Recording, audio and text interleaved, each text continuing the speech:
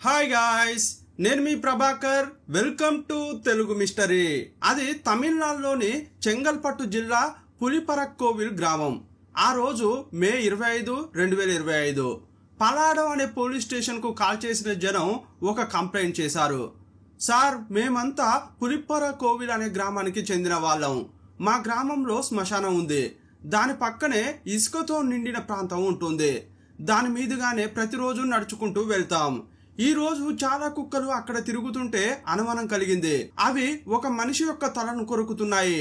ఆ దృశ్యం చూసి అటువైపుగా వెళ్లే ఆడవాళ్లు, పిల్లలు చాలా భయపడుతున్నారు. అందువల్ల త్వరగా రండి సార్, చనిపోయిన వ్యక్తి ఎవరో మాకు తెలియట్లేదు, డెడ్ బాడీని క్లియర్ చేయండి సార్ అని వారు చెప్పారు. ఆ ఇసుక ప్రాంతంలో వర్షాలు బాగా పడినప్పుడు ఏరు ప్రవహిస్తుంది. ప్రస్తుతం ఎండాకాలం కాబట్టి మొత్తం ఎండిపోయి ఉంది. ఇసుక మాత్రమే బయటకు కనిపిస్తోంది. పోలీసులు అక్కడికి వెళ్లి చూస్తే తల బయటకు కనిపిస్తోంది. ఆ స్థలాన్ని చూడగానే పోలీసులకు అర్థమైంది, ఎవరో హడావిడిలో ఉండడం వల్ల డెడ్ బాడీని సరిగా పాతి పెట్టకుండా వెళ్లిపోయారని. ఆ తర్వాత ఫోరెన్సిక్ టీం అక్కడికి వచ్చింది. ఆధారాల కోసం వెతికింది. ఆ తలను ఆల్రెడీ కుక్కలు గీరడం, కొరకడంతో డ్యామేజీ అయింది. ఇక ఆ వ్యక్తి ఎవరు, అతన్ని ఎవరు చంపారని పోలీసులు ఇన్వెస్టిగేషన్ చేస్తున్నారు. ఆ వ్యక్తిని చంపిన కిల్లర్ గురించి అతడు చెప్పిన కారణాలు తెలిసినప్పుడు ప్రతి ఒక్కరూ ఆశ్చర్యపోతారు. ప్రస్తుత రోజుల్లో ఇలాంటి దారుణాలు ఎక్కువయ్యాయే అని ఈ కేసు అందరినీ ఆలోచింపజేస్తుంది. ఇక ఆలస్యం చేయకుండా వీడియోలోకి వెళ్దామా?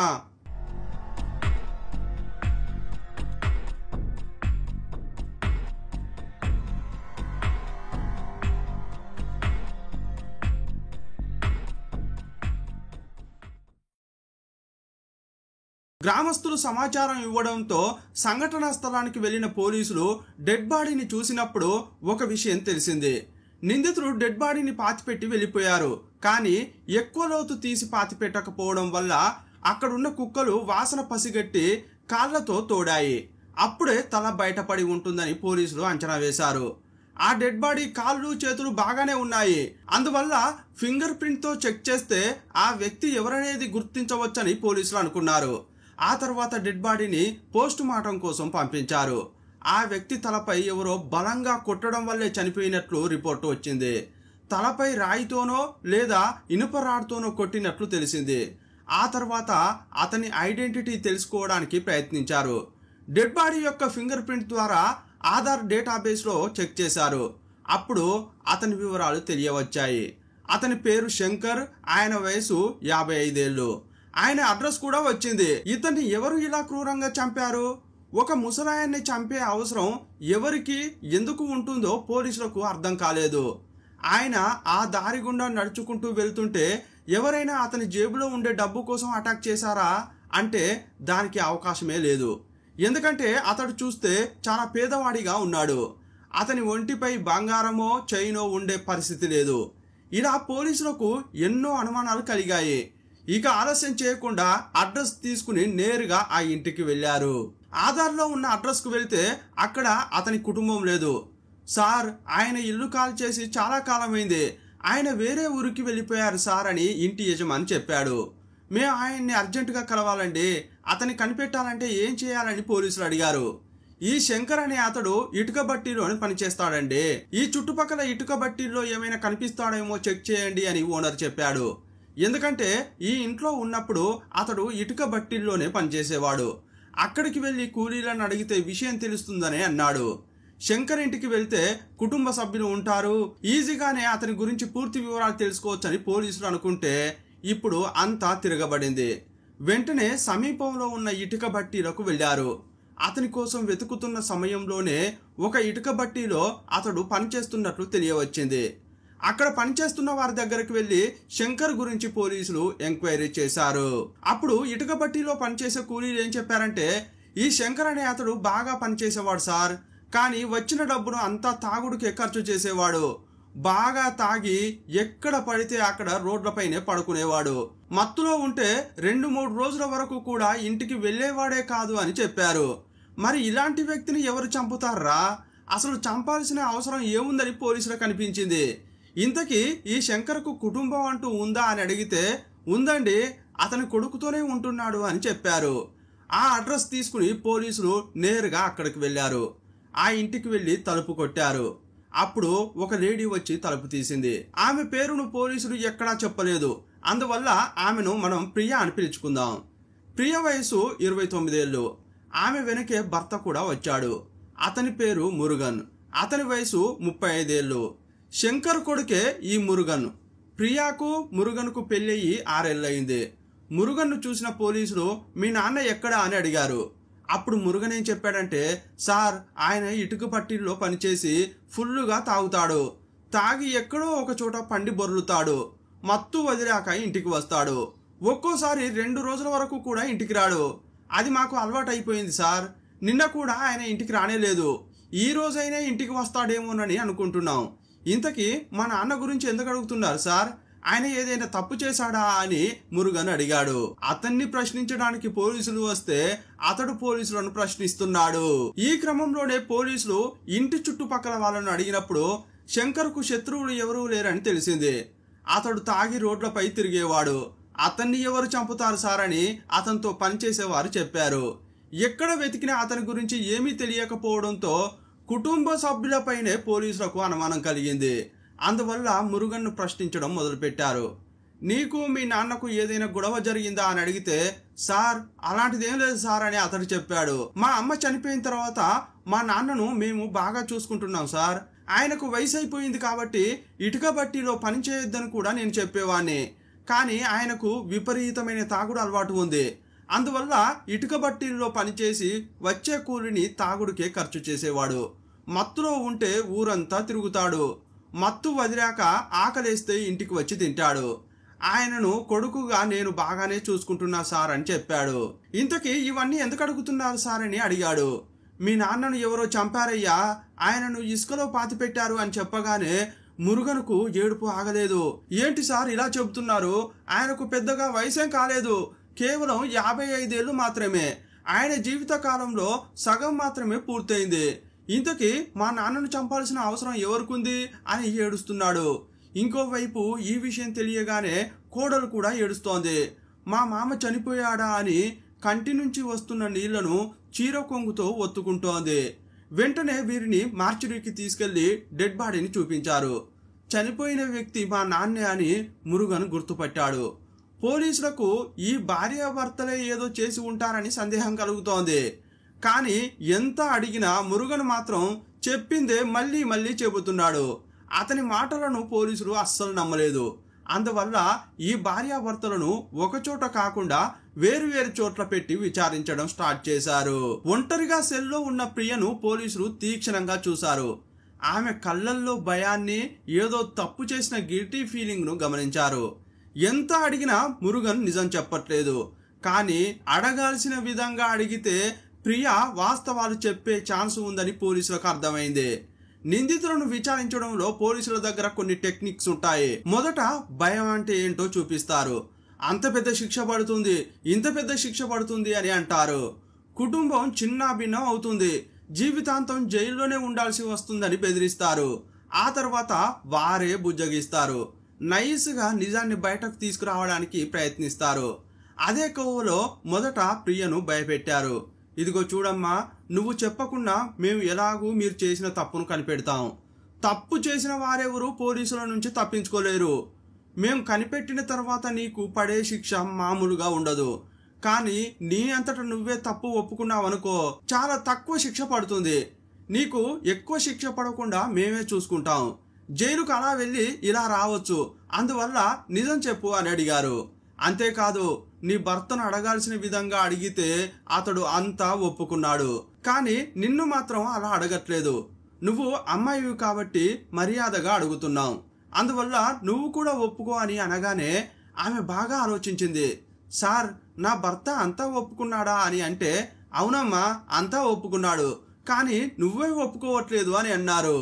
అప్పుడు ఆమె, సార్ నేను కూడా ఒప్పుకుంటున్నా, మా మామను నా భర్తే చంపాడు సార్ అని చెప్పింది. ఆ మాట వినగానే పోలీసులు దొరికడ్రా హంతకుడు అనుకున్నారు. తండ్రిని కొడుకే చంపాడని తెలిసిన టైంలో పోలీసులకు ఇంకో విషయం కూడా తెలిసింది.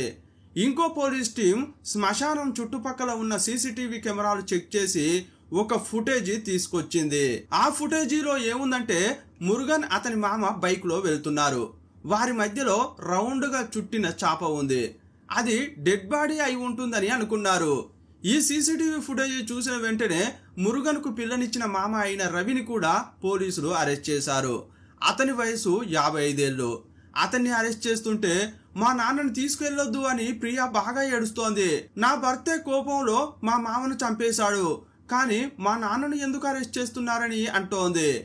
ఆమె ఏడుపు చూసి చుట్టుపక్కల ఉన్నవారు పాపం అనుకున్నారు. తండ్రిని అరెస్ట్ చేస్తుంటే ఆ కూతురు ఎంత తల్లడిల్లిపోతోందో అని బాధపడ్డారు. కానీ అసలు విషయం తెలిసినప్పుడు ముక్కున వేలేసుకున్నారు. ఇప్పుడు మురుగనే హంతకుడని పోలీసులకు తెలిసింది, కానీ మోటివ్ ఏంటి అనేది తెలియాలి. అందువల్ల మీ నాన్నను ఎందుకు చంపావో చెప్పు అని పోలీసులు మురుగన్ను అడిగారు. అతడు మాత్రం కారణం అస్సలు చెప్పట్లేదు. ఆ కారణాన్ని దాటవేస్తున్నాడు. సార్, నేను ఒప్పుకుంటున్నా, మా నాన్నను నేనే హత్య చేశాను, ఒప్పుకున్నా కదా, ఏ శిక్ష వేస్తారో వేయండి, కానీ ఎందుకు చంపామని మాత్రం అడగకండి సార్ అంటున్నాడు. ఈ నేరంలో మా మామ తప్పు కూడా ఏం లేదు సార్. డెడ్ బాడీని తీసుకెళ్లడం నా ఒక్కడి వల్ల కాలేదు, అందుకే మా మామను సాయం అడిగాను. ఇందులో ఆయన తప్పు కూడా లేదు, ఆయనను కూడా రిలీజ్ చేయండి, ఏం శిక్ష వేస్తారో నాకు మాత్రమే వేయండి సార్ అని అంటున్నాడు. యాక్చువల్ గా నేరం చేశామని నిందితులు ఒప్పుకున్నా కూడా శిక్ష పడదు. మర్డర్ ఎందుకు చేశారో తెలియాలి, ఎలా చేశారో తెలియాలి, ఆ తర్వాత ఆధారాలను కోర్టులో సమర్పించాలి. ఆ ఆధారాలు కూడా కరెక్ట్ గా ఉంటేనే నిందితులకు కోర్టులో శిక్ష పడుతుంది. అందువల్ల మోటివ్ తెలుసుకోవడం కోసం పోలీసులు ప్రయత్నిస్తుంటే, సార్ ఏదో కోపంలో చంపేశాను, నన్ను ఇంకా ఏమీ అడగొద్దు సార్ అని మురుగన్ అంటున్నాడు. ఇతన్ని అడిగితే నిజం తెలియట్లేదని మామ రవిని పోలీసులు విచారించడం స్టార్ట్ చేశారు. ఇదిగో చూడండి, నీ అల్లుడు పెద్ద కేసులో ఇరుక్కున్నాడు, 10 ఏళ్ళు 15 ఏళ్ళు జైల్లో పడతాడు, కానీ ఎందుకు చంపాడన్న విషయాన్ని మాత్రం చెప్పట్లేదు. అలా చెబితే కాస్త శిక్ష తగ్గుతుంది. నువ్వు మామవే కదా, నీ అల్లుడు బాగుండాలని కోరుకుంటున్నావు కదా, నీ అల్లుడు అతని తండ్రిని ఎందుకు చంపాడో నువ్వైనా చెప్పు అని అడిగారు. అప్పుడు ఆయన అన్ని విషయాలు చెప్పాడు. అతడు చెప్పింది విని అంతా షాక్ అయ్యారు. వీరంతా మనుషులా లేక మృగాలా అనే లెవెల్లో ఫేసులు మారిపోయాయి. ఇంతసేపు మురుగన్ను కోపంగా చూసిన కళ్ళు జాలీగా చూడడం స్టార్ట్ చేశాయి. ఇంతసేపు ప్రియాను పాపం అన్నవారు దెయ్యం అన్నట్లు చూడడం స్టార్ట్ చేశారు. ప్రియా మురుగన్కు 6 ఏళ్ల క్రితం వివాహం జరిగింది. వారు సంతోషంగా ఉన్నారు, కానీ పిల్లలు లేరు. మురుగన్ తన భార్యను బాగా చూసుకునేవాడు. కూతురును అల్లుడు బాగా చూసుకునే విధానం నచ్చి మామ రవి చాలా సంతోషపడేవాడు. తనంతట తానే అల్లుడి దగ్గరకు వచ్చి ఏదైనా సాయం కావాలంటే అడుగు అల్లుడు అనేవాడు. కానీ అతడు మాత్రం తన కష్టం మీద ఆధారపడ్డాడే తప్ప మామను ఏమీ అడగలేదు. ఈ భార్యాభర్తలతో పాటు ఆ ఇంట్లో శంకర్ కూడా ఉండేవాడు. శంకర్కు భార్య చనిపోయింది. అతని వయసు 55 ఏళ్లు దాటింది. అయినా అతనిలో కామ కోరికలు తగ్గలేదు. భార్య చనిపోయిన తర్వాత బాగా తాగుతూ ఇష్టానికి తిరిగేవాడు. శారీరక అవసరం తీర్చుకోవాలని ఇంకో స్త్రీ కోసం వెతికాడు, కానీ అతని దగ్గర పెద్దగా డబ్బు లేదు. అతని వైపు ఎవరూ చూడలేదు. ఎవరినో ఎందుకు ట్రై చేయాలని ఇంట్లో ఉన్న కోడలిపైనే కన్నేశాడు. కూతురుగా చూసుకోవాల్సిన కోడలిని ఆ దుర్మార్గుడు తప్పుడు దృష్టితో చూసేవాడు. ప్రియా ఈ ఇంటికి కోడలుగా వచ్చిన తర్వాత అత్త చనిపోయింది. అందువల్ల మామ చాలా బాధతో ఉండి ఉంటాడని కోడలు ప్రేమగా పలకరించేది. ఆయన అడిగినవన్నీ వండి పెట్టేది. ఇదంతా చూసి మురుగన్ కూడా చాలా సంతోషపడ్డాడు. అమ్మ చనిపోయిన తర్వాత నాన్న చాలా బాధగా ఉండేవాడు, కానీ ప్రియా తన మంచి మనసుతో నాన్నను అర్థం చేసుకుని నాన్నను ఆ బాధ నుంచి దూరం చేసింది అని అనుకున్నాడు. కానీ ప్రియను శంకర్ తప్పుడు దృష్టితో చూస్తున్నాడని ఆ టైంలో అతనికి తెలియదు. ప్రియ స్నానానికి వెళ్ళేటప్పుడు డ్రెస్ మార్చుకునేటప్పుడు శంకర్ దొంగలాగా చూసేవాడు. అతని చేష్టలు చాలా దారుణంగా ఉండేవి. అవన్నీ చెప్పాలంటే చాలా ఇరిటేట్ గా ఉంటుంది. వడ్డించేటప్పుడు ఆమె చేతులు తాకేవాడు. టీనో నీళ్ళో ఇచ్చేటప్పుడు కళ్ళల్లోకి కళ్ళు పెట్టి చూసేవాడు. తన ఫీలింగ్స్ ను ఎక్స్ప్రెస్ చేసేవాడు. ఇవన్నీ అమ్మాయిలకు మహిళలకు చాలా ఈజీగా అర్థమవుతాయి. ఎవరు తప్పుడు దృష్టితో చూస్తున్నారు, ఎవరు మంచి దృష్టితో చూస్తున్నారనేది ఈజీగా గుర్తుపడతారు. అదంతా ప్రియకు కూడా అర్థమైంది. ఇలాంటి విషయం తెలిసినప్పుడు ఒక కోడలు ఏం చేస్తుంది, ఆ చెంప ఈ చెంప వాయించి ఇది తప్పు అని చెబుతుంది. నేను నీకు కూతురు లాంటి దాన్ని, నువ్వు నాకు తండ్రి లాంటి వాడివి అని అంటుంది. ఒకవేళ అతనికి డైరెక్ట్గా చెప్పకపోయినా భర్తకు విషయం చెబుతుంది. కానీ ఇక్కడ ప్రియ ఏం చేసిందంటే మామను ఎంకరేజ్ చేసింది. ఈ ఇద్దరు కలిసి మురుగన్కు ద్రోహం చేసేవారు. 55 ఏళ్ల శంకర్, 30 ఏళ్ల ప్రియ మురుగన్ ఇంట్లో లేని సమయంలో తప్పు చేసేవారు. ఇంట్లో మురుగన్ ఉన్న సమయంలో కూడా వీరిద్దరు క్లోజ్గా మాట్లాడుకునేవారు. కానీ అది తండ్రి కూతుళ్ల బంధం లాంటిదని మురుగన్ అనుకునేవాడు. కానీ కొన్నిసార్లు అతనికే అనుమానం కలిగింది. ఎప్పుడు చూసినా ప్రియతో శంకర్ నవ్వుతూ మాట్లాడేవాడు. ఆమె వంట చేస్తుంటే హాల్లో ఉండి మురుగన్ టీవీ చూసేవాడు. కానీ శంకర్ మాత్రం కిచెన్లోకి వెళ్ళి ఆమెతో క్లోజ్గా మాట్లాడేవాడు. ఇదంతా మురుగన్కు కంపరంగా అనిపించింది. ఒకసారి భార్యను హెచ్చరించాడు కూడా. మా నాన్నతో అలా ఎందుకు క్లోజ్గా మాట్లాడుతున్నావు, కొంచెం డిస్టెన్స్ మెయింటైన్ చెయ్యి అని అన్నాడు. ఆయన నీకు తండ్రి లాంటి వారే, నువ్వు అలాగే చూసుకుంటున్నావని నాకు బాగా తెలుసు. అయినా కూడా ఆయన ఒక పురుషుడు, అందువల్ల నీ లిమిట్స్లో నువ్వు ఉండు అని అన్నాడు. ఆ మాటలు కూడా చెప్పడానికి అతనికి చాలా ఇరిటేట్గా అనిపించింది. అయినా కూడా చెప్పక తప్పలేదు. అలా చెప్పిన తర్వాత కూడా వారు అలాగే ప్రవర్తించారు. ఒకరోజు సడన్ గా వాళ్ళ నాన్న ప్రియను తప్పుగా ముట్టుకోవడం చూసి మురుగన్ షాక్ అయ్యాడు. తన కళ్ళను తానే నమ్మలేకపోయాడు. పట్టరానంత కోపం వచ్చింది. కానీ కోపాన్ని కంట్రోల్ చేసుకున్న మురుగన్ తండ్రిని గట్టిగా మందలించాడు. ఇంకోసారి రిపీట్ అయితే బాగుండదని హెచ్చరించాడు. ఆయన అలా చేస్తుంటే నువ్వెందుకు ఊరికే ఉన్నావని భార్యను కూడా తిట్టాడు. ఇలా రోజులు గడిచాయి. ఈ విషయమంతా ప్రియ పుట్టింట్లో మురుగన్ చెప్పలేదు. వారికి చెబితే ఆ నోటా ఈ నోటా చేరి ఈ విషయం బయటపడితే పరువు పోతుంది అని అనుకున్నాడు. అంతేకాదు ఈ విషయం తెలిస్తే బంగారం లాంటి మామ బాధపడతాడని అనుకున్నాడు. ఆ విషయాన్ని తన మనసులోనే పెట్టుకుని ఇకపై అంతా సర్దుకుంటుందని మురుగన్ అనుకున్నాడు. కానీ ఒకరోజు అతడు పనిచేసి ఇంటికి వచ్చినప్పుడు వారిద్దరిని చూడకూడని స్థితిలో చూశాడు. అంతే, నిశ్చేష్టుడైపోయాడు. ఇప్పుడు వారిని చంపనైనా చంపాలి, లేదంటే నేనైనా చావాలన్నంత కోపం వచ్చింది. ఆ కోపంలోనే ఇంట్లో ఉన్న ఇటుక తీసి తండ్రి తలపై టపా టపా కొట్టాడు. ఆ దెబ్బలకు శంకర్ తల పగిలి రక్తం బయటకు వచ్చింది. గిలగిల కొట్టుకుంటూ అక్కడే చనిపోయాడు.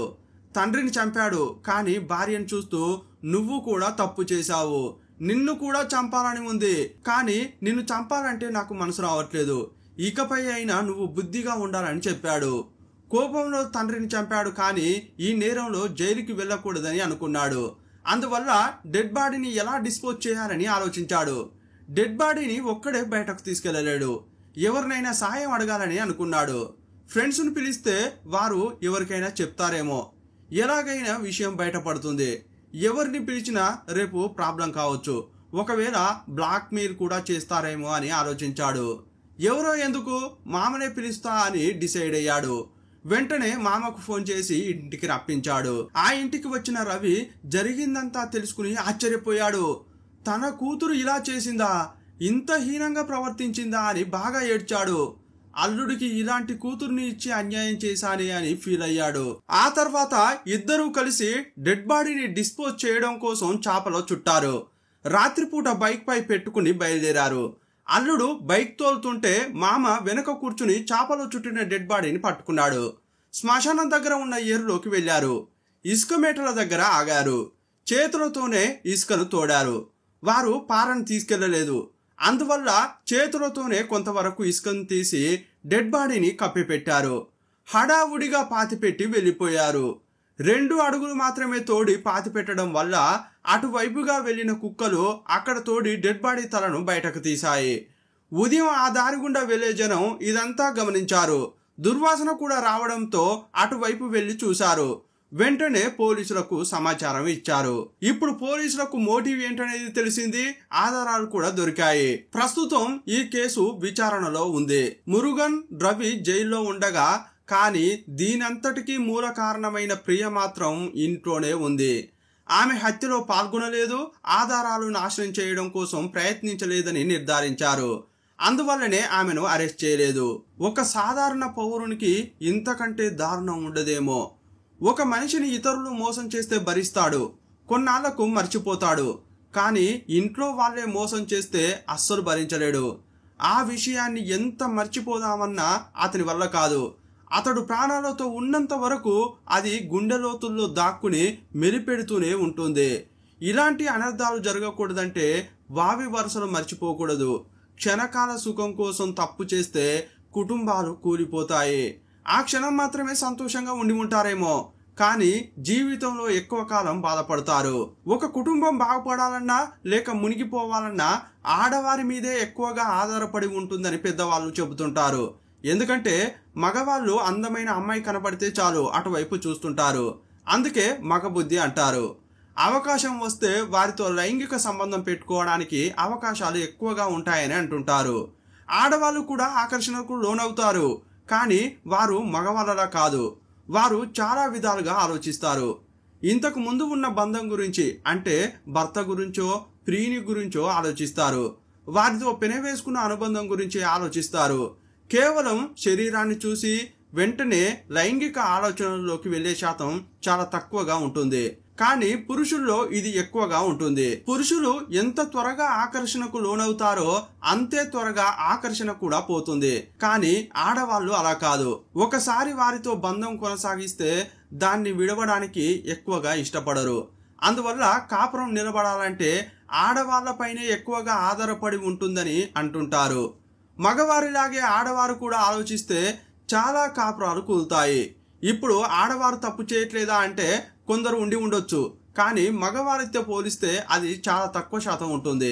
ఇల్లీగల్ రిలేషన్షిప్ పెట్టుకుని క్షణకాలం సంతోషం కోరుకోవాలా లేక వాటిని అవాయిడ్ చేసి దీర్ఘకాలం సంతోషంగా ఉండాలా అనేది మన చేతుల్లోనే ఉంటుంది. మనం అనుసరించే విధానమే మన భవిష్యత్తును నిర్ణయిస్తుంది. మనం చేసే పనులు సరిగా లేనప్పుడు జీవితం కూడా చిందరవందర అవుతుంది. ఈ కేసుపై మీ అభిప్రాయం ఏంటో కామెంట్ బాక్స్ లో రాయండి. ఫ్రెండ్స్, మన ఛానల్లో వీడియోలను ఏ టైంలో పోస్ట్ చేయాలి, ఈ వీడియోలను మీరు ఎప్పుడెప్పుడు చూస్తారు, ఎలాంటి వీడియోలను ఎక్కువగా చూస్తున్నారో తప్పకుండా కామెంట్ బాక్స్ లో రాయండి. కొంతమంది వీడియోలు లెంత్ ఎక్కువైందని అంటున్నారు, కానీ లెంత్ ఎక్కువగా ఉన్న వీడియోలకే ఎక్కువ వ్యూస్ వస్తున్నాయి. మీరు దీన్ని ఒక సర్వేగా అనుకోండి. మీ అభిప్రాయాన్ని కామెంట్ బాక్స్ లో తప్పకుండా రాయండి. మరో వీడియోలో మళ్ళీ కలుసుకుందాం. అప్పటి వరకు బాయ్ బాయ్.